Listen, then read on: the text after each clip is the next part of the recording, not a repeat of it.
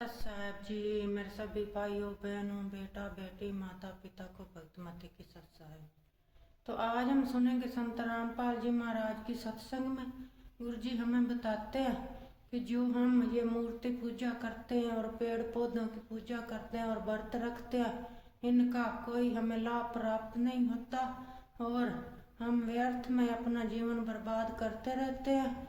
तो अगर आपने सच्ची भक्ति और पूर्ण परमात्मा की भक्ति करके मोक्ष प्राप्त करना तो जल्दी से जल्दी संत रामपाल जी महाराज जी से जुड़िए, गुरु जी के सत्संग सुनिए, गुरु जी से नाम दीक्षा लीजिए और अपना कल्याण करवाइए, यहाँ इस धरती पर भी सुख प्राप्त करें और मोक्ष भी पाए। तो सुनते हैं सभी भाई बहन बेटा बेटी माता पिता मिलजुल करके सत्संग संत रामपाल जी महाराज की सत साहेब जी। हमने इस परमेश्वर का ज्ञान न होने से अन्य सभी को भगवान मान दिया, एक कबीर जी को छोड़कर, और परमात्मा को परमात्मा माने बिना हम वो लाभ भगवान वाला नहीं ले सकते। जैसे बबूल के पेड़ को हमने आम जानकर बो रखा था, या किसी ने कैर बो रखा है, किसी ने झाड़ बो रखा है, या अन्य कोई पौधा पेड़ लगा रखा है जो आम नहीं है, तो आम का लाभ नहीं प्राप्त कर सकते। हमने सभी को भगवान मान लिया, हनुमान जी को भी भगवान मान लिया, खाटू श्याम को भी भगवान मान लिया। हमने कितने कोई बाबा मर गया, उसके ऊपर कोई कब्र बना रखी है, मंदिर मंडी बना रखी है, उसको भगवान मान लिया, और अपने आप 4 ईंट कहीं लगा करके उसके माथा टेकन लग गए। और फिर अन्य साधनाएं क्या बता रखी हैं, परमात्मा याद दिलाते हैं, आप पे लिपे आप पे पोते आप पे बनावे ओई, और उस पे बुढ़िया फिर पोते मांगे, देखा कल कहाँ खोई। वही माता की व्रत ये पूजा करते हैं माई।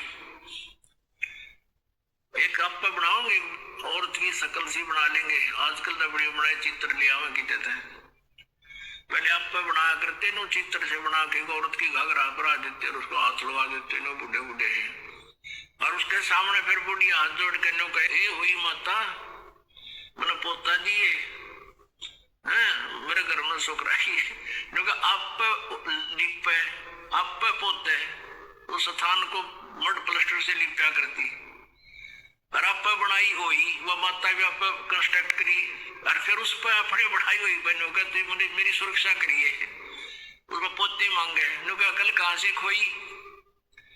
परमात्मा कहते हैं जाटी पूजे पीपल पूजे और सिर तुलसा के हो, और दूध पूत में खैर राखिए नो पूजू हो तो तेरा गजब भैया नो के जंडी पूजे पीपल पूजे और तुलसी ने पूजे, और स्किन का आगे हाथ जोड़ के नो के हमारे दूध और पूत की सुरक्षा करिए हो, ये अपनी सुरक्षा तो कर लियो, ये पीपल और ये तुलसा इन बकरा खा जा। तो परमात्मा कहे हमने ये भी भगवान मान लिया, और भगवान को भगवान मानना नहीं है, तरह के भैया। अब परमेश्वर कबीर जी हमें याद दिलाते हैं। अब जैसे कि आपको रात्रि के समय सत्संग सुनाया था, उसमें बताया था कि वो परमात्मा सतलोक से चलकर आता है, गति कर आता है, वो तीसरे लोक में रहता है, ऊपर मुक्ति धाम में, सतलोक में। एक तो ये काल का लोक है, 21 ब्रह्मांड का अक्षेत्र है, और इसको सरपुरुष भी कहते हैं, इसको ब्रह्म भी कहते हैं, जो श्री ब्रह्मा श्री विष्णु श्री शिव जी के पूज्य पिताजी है। और दूसरा लोक कहा जाता है सात संग ब्रह्मांड का क्षेत्र है, जो अक्षर पुरुष का है, पर ब्रह्म का है, जो गीता जी अध्याय नंबर 15 के श्लोक नंबर 16 में 2 सरपुरुष और अक्षर पुरुष 2 प्रभु बताए हैं। और 17वें में कहा कि उत्तम पुरुष है तो अन्य है, वो वास्तव में श्रेष्ठ पुरुष यानी परमात्मा तो इन दोनों से कोई और है। तो वो उस तीसरे लोक में सतलोक में रहता है, वहां से गति करके बिजली जैसी गति से यानी सेकंड के अंदर यहाँ आ जाता है। नानक साहब जी कहते हैं नीच जात परदेसी मेरा, क्षण आवे क्षण जावे बे, कि एक में पृथ्वी पर 1 सेकंड में सतलोक में देखता हूं उसको। नीच जात जिसको तुम धारणक कहते हो वो पूर्ण परमात्मा है, वो परदेसी। तो वहां से वो सचखंड से गति करके आता है, अपनी प्यारी आत्माओं को मिलते हैं और फिर उनको तत्व ज्ञान से परिचित कराते हैं। इसी अपनी महिमा के अनुसार, अपने गुणों के आधार से जिसके विषय में सदग्रंथ बताते हैं, तो परमात्मा आदरणीय गरीबदास साहिब जी को मिले थे गांव छुडानी, जिला झज्जर, हरियाणा के अंदर। और उस अच्छी आत्मा को, उस नेक आत्मा को, जिन जैसी अच्छी आत्माओं को वो मिलते हैं, वेद में ये भी प्रमाण दिया है कि जैसे आकाशीय बिजली किसी विशेष धातु पर ही गिरती है, अन्य स्थानों पर नहीं, तो ऐसे ही वो परमात्मा उन अच्छी आत्माओं पर ही अट्रैक्ट होते हैं। हमारे जैसे अड़ंगा वो क्या करेंगे, वो आकर के जो सुन बिल्ले और मानना नहीं, जैसे 64 लाख शेष हो गए थे परमेश्वर कबीर जी के, जब वो परमात्मा बनारस में रहते थे एक दानक रूप में, 64 लाख शेष जिनको इतने सुख दे दिए थे वो सोच भी नहीं सकते थे। इस मालिक की कृपा से उनको नाम जाप से इतना लाभ हुआ था। और फिर परमात्मा ने परीक्षा की थी कि भगवान को कैसे पहचाना इन्होंने, केवल सुखों से ही वो भगवान मान रहे हैं या कुछ मेरे से परिचित भी है। तो सभी भाग गए थे हम छोड़कर भगवान को, वो सुनाएंगे कथा भी समय आने पर। वो परमेश्वर गरीबदास साहिब जी को मिले थे, उस अच्छी आत्मा को। और फिर वो 10 वर्ष के थे उस समय गरीबदास साहिब जी, किसान परिवार में जन्म था, जाट परिवार में गरीबदास जी का। 10 वर्ष के बालक अपने ही खेतों में गौवें चरा रहे थे, वहां गवाले बनकर गए हुए थे। वहां से परमात्मा उनकी आत्मा को सचखंड लेकर गए थे। वो बच्चा मृत हो गया था, शरीर उसका निढाल हो गए थे। गांव वाले गांव में ले आए थे, उसको अंतिम संस्कार करने की तैयारी कर रहे थे। 5-6 घंटे लग गए थे इस प्रोसेस में। परमात्मा उस आत्मा को ऊपर लेकर गए, गरीबदास जी की आत्मा को ब्रह्मा का लोक दिखा, विष्णु का लोक, शिव जी का लोक, धर्मराज का लोक, फिर सब दुर्गा का लोक, ब्रह्म लोक, और ये जहाँ ये काल 1 लाख जीवों को खाता है वो स्थान दिखाया। फिर सचखंड में लेकर गए, वहां परमात्मा ने अपना वास्तविक रूप दिखाया और फिर उस प्यारी आत्मा को वापस छोड़ दिया। फिर उस गरीबदास साहिब जी ने उस परमात्मा की महिमा का एफिडेविट दिया। अमृतवाणी में वो बोला, परमात्मा ने वो ज्ञान फीड कर दिया गरीबदास जी की अंतःकरण में। अब जैसा कि आपने सुना कि उस परमेश्वर ने कैसे कैसे चमत्कार करके दिखाए जो भगवान किया करते हैं, लेकिन हम फिर भी उनको परमात्मा नहीं मान सके, नहीं उनको परमात्मा स्वीकार किया, जिस कारण से हम भटक रहे हैं। वो परमात्मा यहाँ ज्ञान देने के उद्देश्य से आते हैं और वो क्या बताते हैं कि तुम हिंदू और मुसलमान दो नहीं हो, सिख और ईसाई ये भिन्न नहीं हो, तुम मेरे बच्चे हो। आप मुझे पाने के लिए ही विभाजित हो चुके हो। आज मैं तुम्हारे समक्ष खड़ा हूं, मैं तुम्हारा भगवान हूं, तुम मेरे बच्चे हो, मैं तुम्हारा पिता हूं। लेकिन इन काल के दूतों के द्वारा हम इतने भ्रमित कर दिए जाते हैं, हम परमात्मा को साक्षात खड़े को भी नहीं पहचान पाते, हम इतने अबोध बन जाते हैं। अब क्या बताते हैं भगवान कबीर परमेश्वर जी, मैं रोवत हूं सृष्टि को, ये सृष्टि रोवे मोहे, कहे कबीर हमरे वियोग को समझ न सकता कोई। गोता मारूं स्वर्ग में जा बैठूं पाताले, कहे कबीर ढूंढता फिरूं मैं अपने हीरे मोती लाल। तुम हीरे और मोती लाल हो उस परमात्मा के पुण्यात्माओं, आप जी को ढूंढ रहे हैं परमेश्वर। अब जैसे ये ज्ञान गंगा नामक पुस्तक आप तक पहुंचाई परमात्मा ने और आप उसको पढ़कर आप खींचे आ रहे हो, क्योंकि ये दास जो है उस कबीर परमात्मा का एक समझो जैसे कबाड़िए होते ना, कबाड़िए, और वो अपने झाड़ी पर नौकर छोड़ देते हैं कि भी ये ले जाओ चुंबक।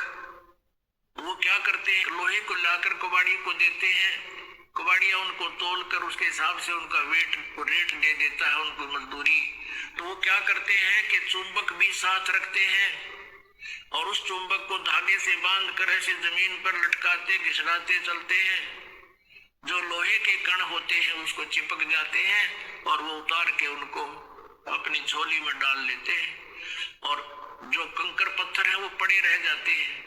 फिर उन लोहे के कणों को जो कि मिट्टी में जर रहे थे, खत्म हो रहे थे, उनका अस्तित्व नष्ट हो जाना था, वो वापस आगे कहाँ, फिर कारीगर के पास।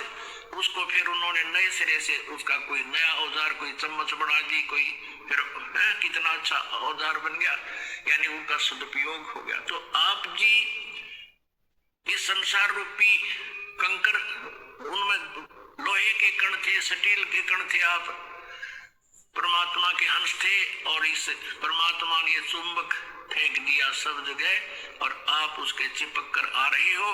अरे बाप का नया जीवन शुरू हो जाएगा।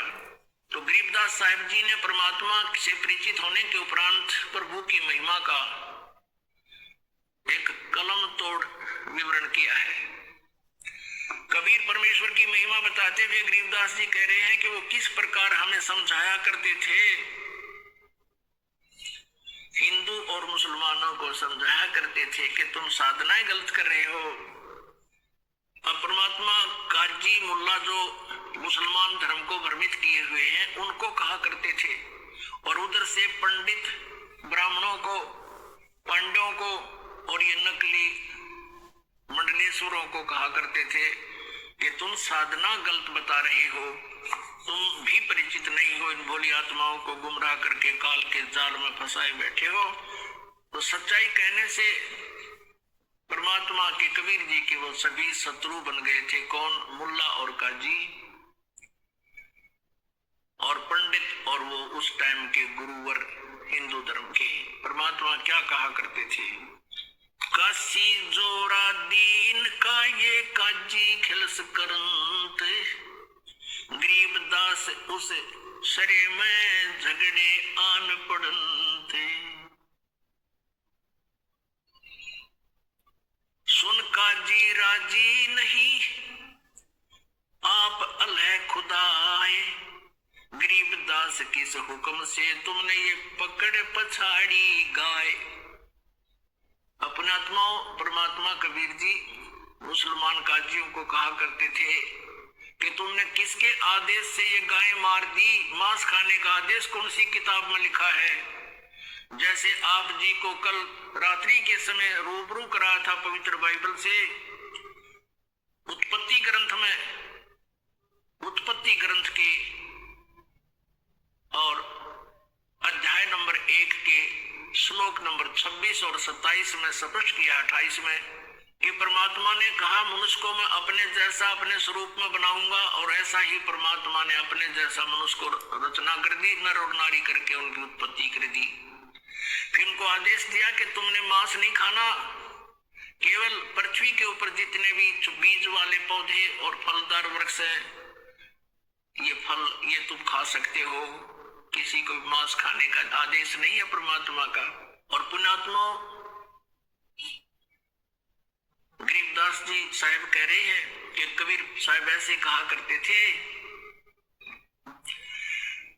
नबी मोहम्मद नमस्कार है राम रसूल कहाया, 1,80,000 को सौगंध जिन नहीं करद चलाया। कि नबी मोहम्मद आदरणीय है, नमस्कार है उनको,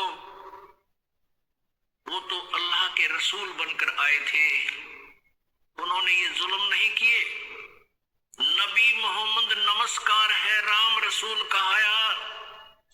और हजरत मोहम्मद जी के उस समय 1,80,000 अनुयायी बने थे। कहते 1,80,000 को सौगंध जिन नहीं कर चलाया। कसम है उन महापुरुषों की कि उन्होंने ऐसा जुल्म नहीं किया जो तुम करवा रहे हो और कर रहे हो। अपने आत्माओं मुसलमान धर्म को लगभग 1400 वर्ष हो गए। इसमें तो बुराई घर कर जाना कोई बड़ी बात नहीं। जैसे ये सिख धर्म है, ये तो ज्यादा से ज्यादा 500 वर्ष पुराना है, और गुरु ग्रंथ साहिब आपके पास उपलब्ध है, उसमें पढ़ के देख लो, जो कहीं भी मांस खाना और शराब पीना लिखा हो, और ये कब आवश्यक और बड़े बकरे और पीवा दारू, अब से पहले से इतनी बुराई करेगी इस पवित्र धर्म के अंदर, तो वो तो 1400 वर्ष पुराना हो गया। और यदि ये इस बुराई का अंत नहीं हुआ और 800 वर्ष के बाद सिख धर्म के आने वाले उस ग्रुप में ये कहने लग जाएंगे हमारे गुरु जी भी ऐसे खांदे पींदे सी, ये उनकी अपनी भूल है, वो महापुरुषों ने कभी छुआ तक नहीं था। तो यहाँ क्या बताते हैं, नबी मोहम्मद नमस्कार है, राम रसूल कहाया, 1,80,000 को सौगंध जिन नहीं कर चलाया। फिर क्या बताते हैं, अरस कुरस पर अलह तकत है, होय होय, अरस कुरस पर, अरस माने आसमान के, कुरस माने अंतिम छोर पे, अरस कुरस पर अल्लाह तकत है, और खालिक बिन नहीं खाली, वो पैगंबर पाक पुरुष थे साहिब के अब्दाली। क्या बताते हैं कि उस परमेश्वर का, कबीर भगवान का, अल्लाह अकबर का अरस कुरस पर अल्लाह तकत है, अधर दुलीचे पड़े गुरुवन के, यानी वो अधर माने ऊपर, दलीचा माने वो बैठन का था स्थान, उसको हम सिंहासन भी कह देते हैं, तकत भी कह देते हैं। तो कहते हैं अरस कुरस पर अल्लाह तकत है, और खालिक माने परमात्मा के बिना कण भी खाली नहीं है, यानी उसकी दृष्टि से कोई जीव बाहर नहीं है। और वो पैगंबर पाक पुरुष थे जो 1,80,000 हजरत मोहम्मद पैगंबर जी के अनुयायी हुए, और अन्य जितने भी ईसा जी, मूसा जी, जितने महापुरुष हुए, कहते वो तो पवित्र आत्माएं थी, वैसा जुल्म नहीं करते थे जैसा तुम कर और करवा रहे हो। अरस कुरस पर अल्लाह तकत है, खालिक बिन नहीं खाली, वो पैगंबर पाक पुरुष थे साहिब के अब्दाली।